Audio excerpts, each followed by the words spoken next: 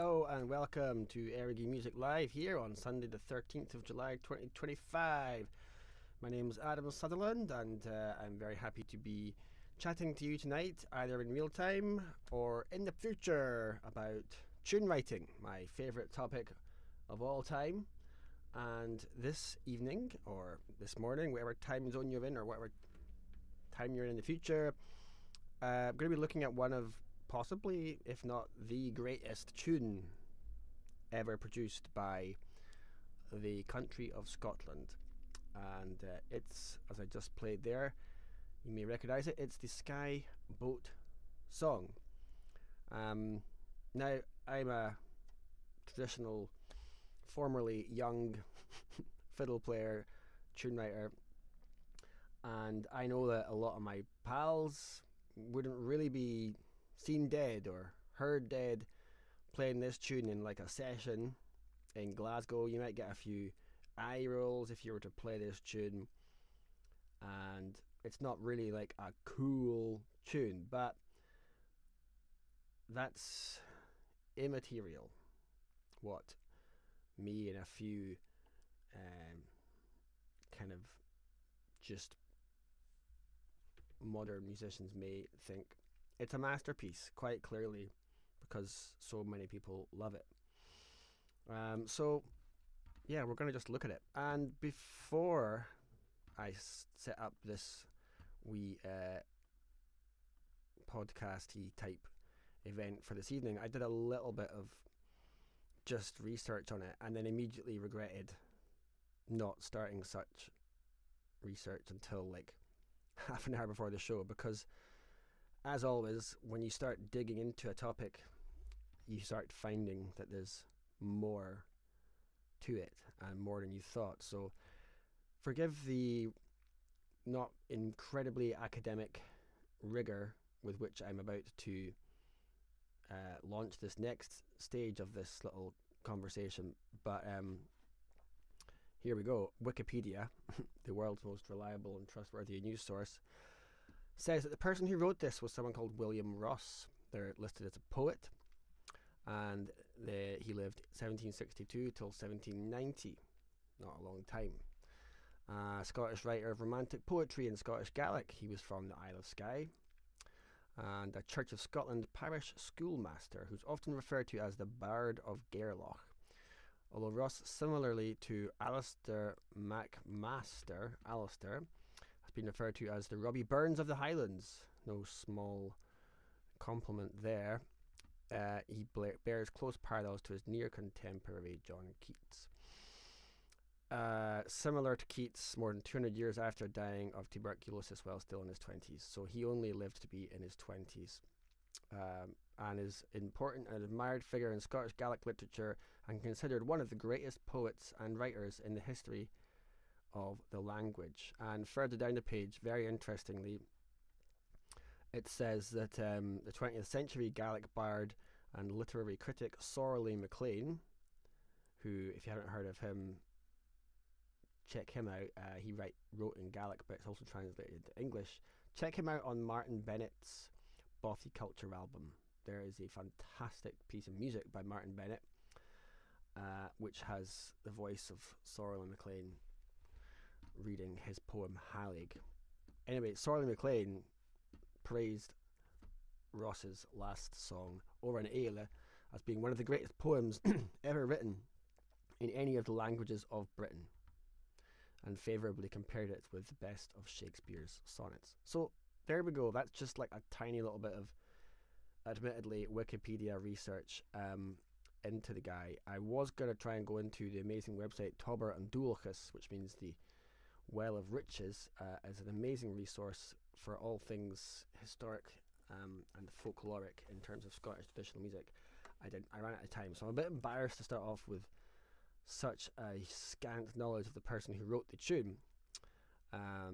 Having said that, this is not a historical account of the person who wrote it. This is just going to be me looking at what I personally think makes this tune beautiful.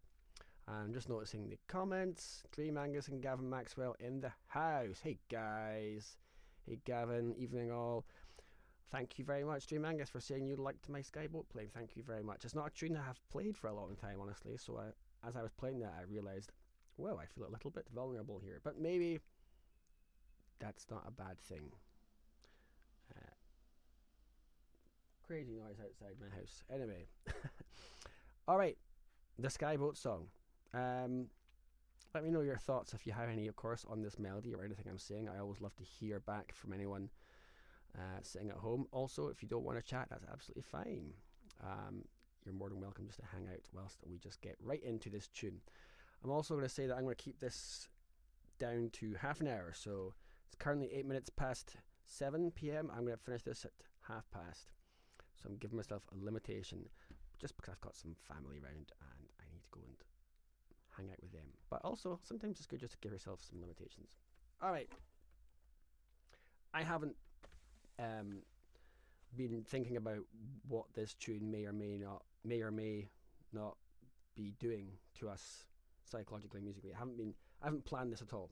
I'm literally just freestyling this right now. So I'm going to start off just looking at it in terms of the shapes of the notes. What are the shapes? I increasingly think that shapes are, I don't want to say everything, but shapes are like the language. You could say music is the language, but shapes are kind of like, shapes are to music what symbols are to Jungian psychology. There's an amazing book called Man and His Symbols by the psychologist Carl Gustav Jung, and he says, if I get this right, I'm not a psychologist, but if I get this right, that when he was analysing dreams, he believed the subconscious, not the unconscious, the subconscious communicated to our waking selves in a language, and the language was not a word language like we use. It was a language which was symbols. Anyway, I digress. Shapes, note shapes, patterns, that to me, they're almost like symbols. They have shapes. That is maybe the language. I heard in my head say the language of love, but that's so cheesy that I can't believe I actually said that. But there you go. So let's look at the shapes, right? We can talk about the feel after that. But what are just the shapes? And what are our thoughts and feelings about these shapes?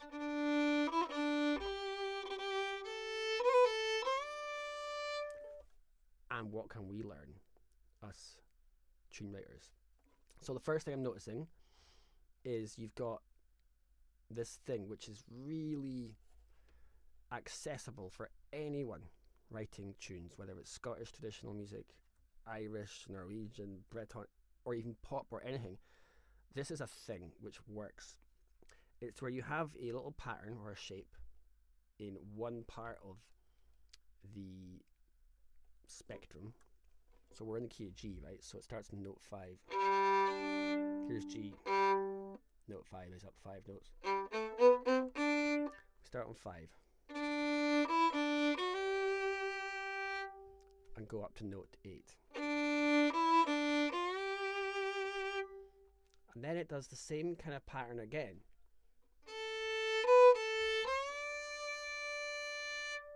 But not the same notes. So it starts on the note A. And in G, A is not G, obviously. A is like the second note in the scale of G. Or in this case, it's actually the 9th note. 1, 2, 3, 4, 5, 6, 7, 8. So it starts there and then does the same pattern. It's just a.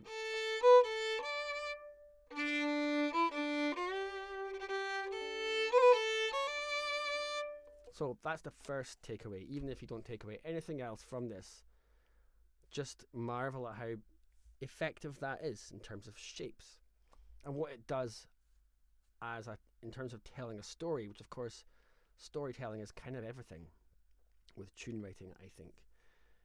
Having two shapes that are the same back to back but are not starting in the same point in the scale immediately takes you on a bit of a journey, doesn't it?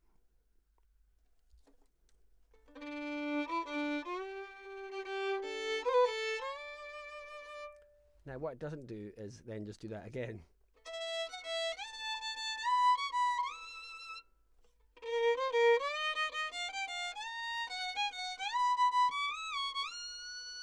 Because that would be daft. The composer had enough sense to know that that idea had been milked dry. So enough of that. So then what did he do?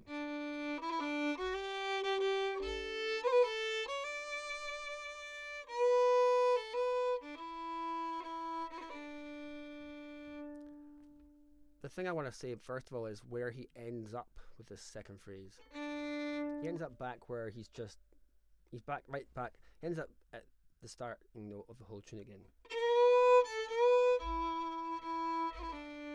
So he started here and ends there.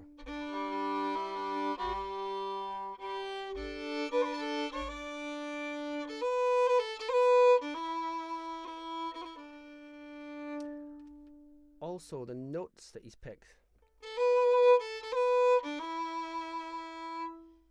B to E.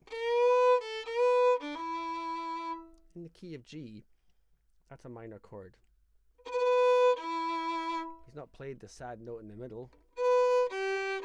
There's two notes a fifth apart. But in G, if there was a note in the middle, it would be a G. So it's got a bit of a sad feeling straight away. So emotionally, what have we got here? What are you feeling there? I feel like that's hope. That's a sense of rising, uplifting emotion. But then suddenly, whoa. Before you get to the D, that's entirely sad.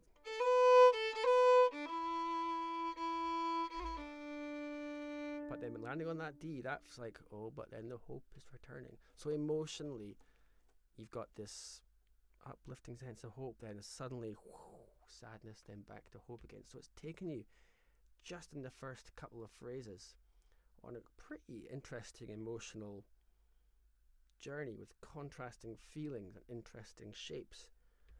That's my thoughts. I'm going to look at some of the comments here. Dream Angus, hello again. Interesting first, fourth, and fifth, then ascending octave root in the first phrase. Yeah, I think you're saying the same thing that I've kind of been saying. You've very accurately described it there, beautifully described there. And of course, it is all interesting for us nerds of tune writing. So from the start, just to get the chronology, what have we got?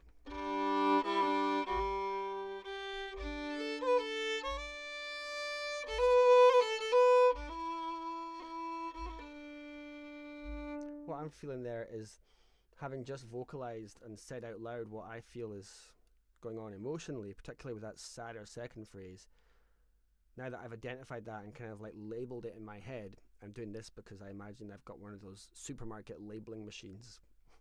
I've just labeled that second phrase as wistful, sad, misty. That where I'm playing it now as a kind of my performer's brain, my interpretive real-time performer's brain, which is different to the composing brain. It wants to go, oh, let's bring out the sadness in that phrase, and let's bring out the feeling of uplift in the first two phrases.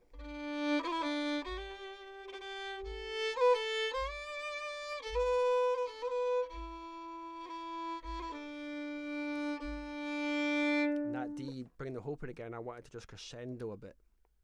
So again, I feel like this is feeding into a point that I've made a good few times, which has been made to me by one of the regulars here, Petra, who said that she's not massively into the idea of writing tunes. However, getting into the looking underneath the bonnet of tunes in this way helps her, it informs her playing of tunes. And that's a really interesting thing, which has been one of the many things that's come back to me from doing this, and which wouldn't have come back to me were I not doing this, which is just this idea that looking at tunes this way actually really feeds into you playing them. So that's interesting. I'm just feeling it in real time here. I want to make that sad second phrase more sad. I don't think I guess I wasn't that well. I feel like I now already understand what this tune is trying to say to me more, and therefore I understand how I can give this tune in a performing aspect a bit of a helping hand. Just, okay, that's supposed to be a sad phrase, right? Let's make it sad. Or this long D at the end is supposed to be building a hope. Well, let's build volume. So that's just interesting. I've not planned this. I'm just doing this in real time. Okay, that's the whole first part. I've just realised, because what we've just done gets done twice. So I'll play the whole first part.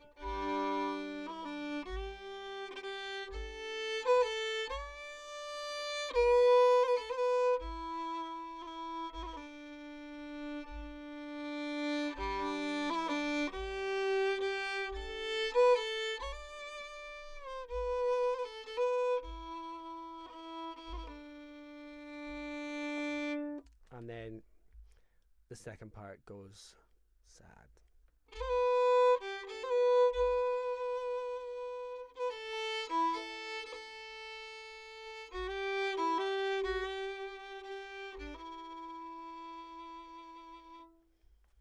So if you're thinking maybe it doesn't have to be sad, you'd be right, because you could put different chords beneath this. Obviously there's no chords just now, I'm just playing the tune, but this is again a bit of a separate thing, but it's all related.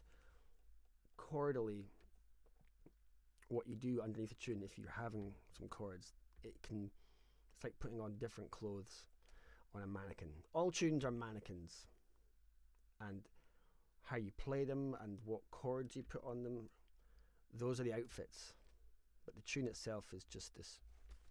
I'm going to do an impression of a mannequin here. How was that? Actually, I've just remembered something that my brother and me did in our hometown of Inverness when we were, I guess, about 10 or 12 years old. This has got nothing to do with what we're talking about, but I just thought I'd share it with you because it's my channel and I can do that. We went into the department store, which had the frontage on the high street of Inverness. In that little frontage was little mannequins, well, full-size mannequins, strutting their clothes, modelling clothes to entice shoppers to come in and spend their money back in the 90s in Inverness. And my brother and me decided to get in with the mannequins, like squeeze in behind the kind of bit of baffling and get in there and just stand there really still. And we did, and then suddenly moved, and I remember we scared the absolute hell out of this poor lady with her kid in the pushchair. I think that was actually cruel looking back. Whoa, tangent brain there. Anyway, the second half of the Skye Boat Song, that's what I was trying to get into. Oh yeah, it feels sad, but it doesn't have to be sad. But I'm going to start with the sad chords. That could be happy or sad. If you have a G beneath that, that's quite nice. That's the root key, that's the key that we're in, and you're playing B and G, or note 3 and note 1. But then if you put an E beneath that,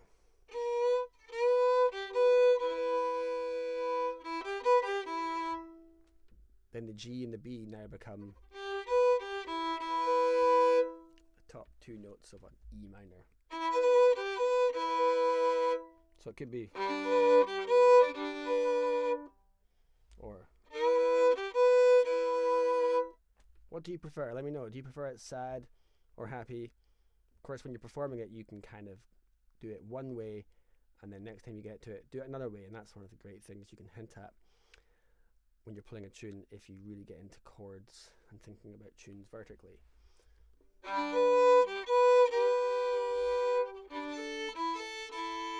In this phrase, so we've got, just going back to note shapes,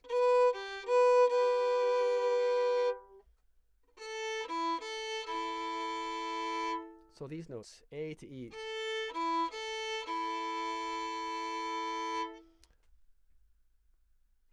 that's oh wait, got good comment from Dream Angus. A before E gives a spooky 7th chord vibe. A before E.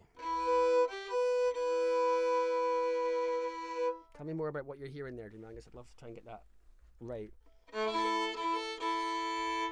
A to E. strongly suggests an A minor chord. Every time you have two notes like a fourth apart, a fourth, of course, is just 4 notes distance. 1, 2, 3, 4. Every time you have, then the bass note kind of being implied is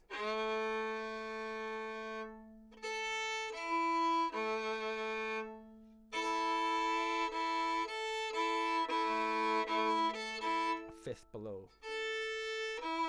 Fourth, fifth. Okay, so it's A minor.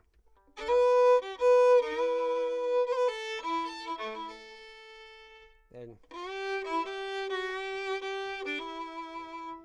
ostensibly those notes feel minor again, but they could be made to be major.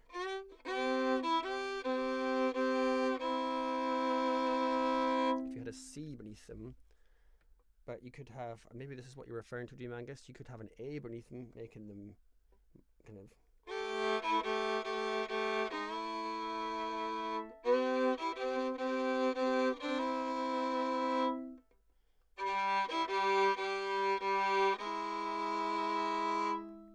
that was me going left field and playing a note that's not in the key of G.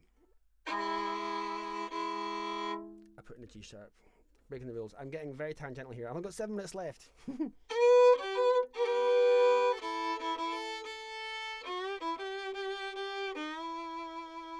So again, going back to shapes, we're kind of going here.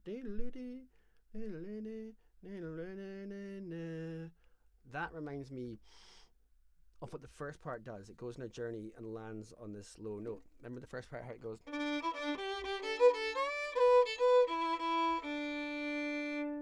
It's kind of like that.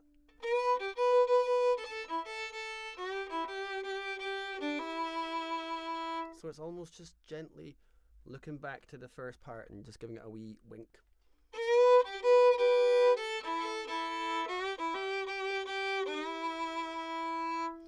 And then really beautifully what it does is does that twice and then takes us back to all the uplifting vibes from the first part. I'll show you what I mean by playing the whole second part.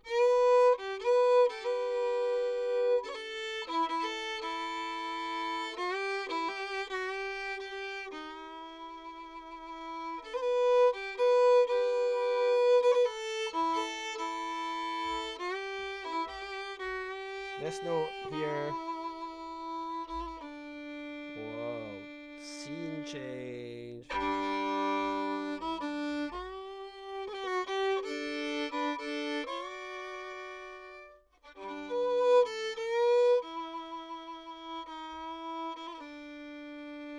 And I have heard it played where that last note isn't a D like I just played there. I've heard that played where it's a G.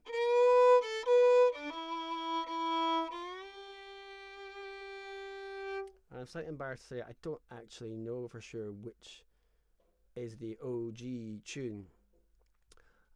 Dream Angus, A on the low string, open D string, B on the third string. So A.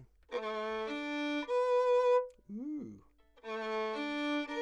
That's an interesting shape.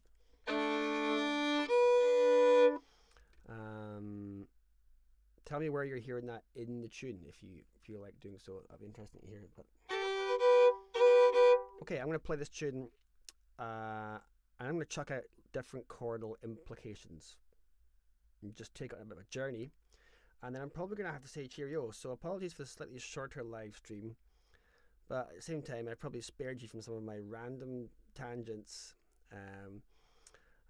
Dream Angus, exactly, a rolled chord. Oh, nice. Fiddles, violins, cellos, violas, they're great for the rolled chord. Also, we have no choice because we can't play chords really much. We can kind of imply them. Linda Rankin in the house. Hey, Linda, like an F sharp instead. Tell me more about what you're hearing there, Linda, please. And I will play the tune, take it on a journey. I think I'm going to start with the B part, just because that's where we've been, and then go back to the A part. I'm going to just see, I'm going to try and dig deep. So here we go.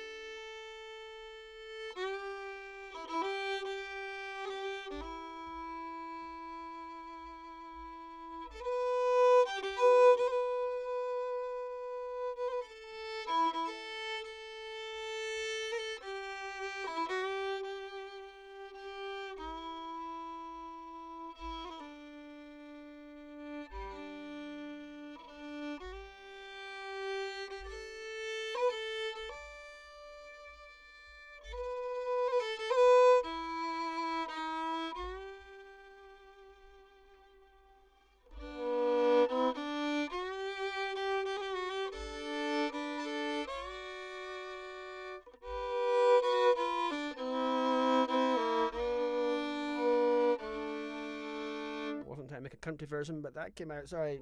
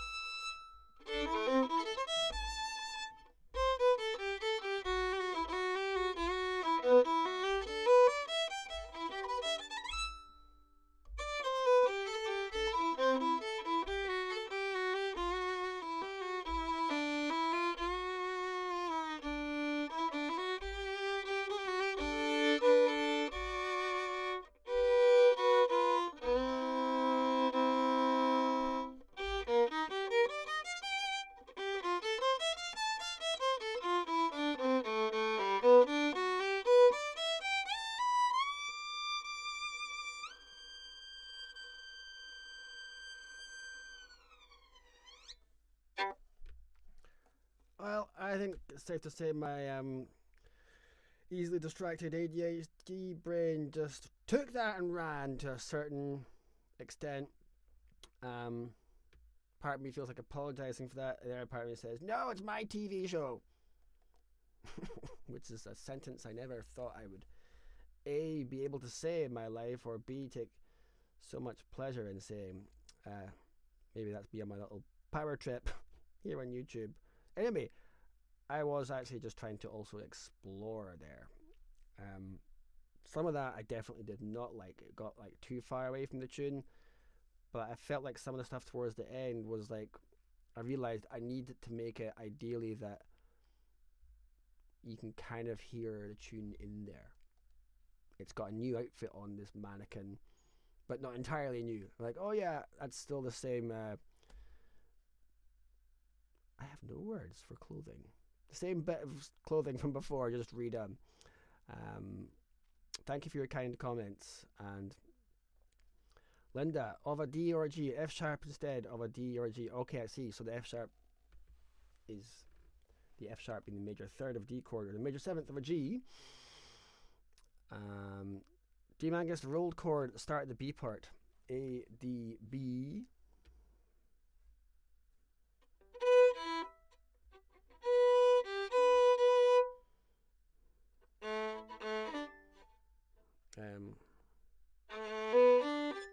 I am being thick with this. This is not you. You are saying something I know really cool, but my brain is being a bit thick with this. So please accept my apologies for that. I don't think I'm doing a great job of articulating what you're saying. So please accept my apologies for that. And yeah, I'm going to have to say cheerio now. I'm going to have to go and have some dinner with my family. You might even hear them starting to kick off outside. So yeah, that was a very brief look at the Skye Boat Song by William Ross, poet. And yeah, I hope that, I guess I always say the same thing, I hope that that has helped in some way. When you're learning in a class situation, when I'm learning in a class situation, I sometimes just go, maybe I just need to take away one thing. And then if I do get one thing, well, I've got one thing and it's meaningful and it helps. Plus, if I happen to get more than one thing, as is quite often the case when you only just try and get one thing, you often get a bit more. Then you've kind of gone, well, I've done way more than I set out to do, so you feel good in terms of your self-esteem. Whereas if you try to get everything in a class situation, and then you inevitably don't get everything, because I don't think anyone does, then your self-esteem might just kind of be lower a bit, because you're like, well, I didn't get everything. Whereas if you just say, I'm just going to try and get one thing, anything after that's a bonus. So just to recap, maybe take this one thing away. Dum da dum dum, dum da dum da. Try that in your writing. It doesn't have to be the same pattern. Probably shouldn't be the same pattern, but a pattern of notes doesn't have to go up. Da-da-da-dum. Just a pattern of notes that you like. Find one you like, and then play it or write it, and then just move it up or down. Move the same pattern to somewhere else and try that. See what that does. Here's the notes here in the key. Here they are here. That would be one. That's a solid takeaway from this tune. And anything else is a bonus. So, thank you for tuning in. Really nice to see some of the regulars back here. And if you're just one of the quiet ones, it's also very nice to have you here supporting. And if you're in the future, hello! Hope it's nice. So from me, Adam Sutherland, here at Ergy Music in my tiny little shed somewhere in Scotland, I will bid you all farewell. And yeah, I'll see you next Sunday. I'm here most Sundays, 7 p.m. And of course, forever after, as long as there is YouTube. So thank you all very much. Some really lovely feedback. And so goodbye, Gavin. Goodbye, Dream Angus. Goodbye, Linda. And goodbye, everyone else. And I'll say goodbye, goodbye, goodbye, goodbye, goodbye.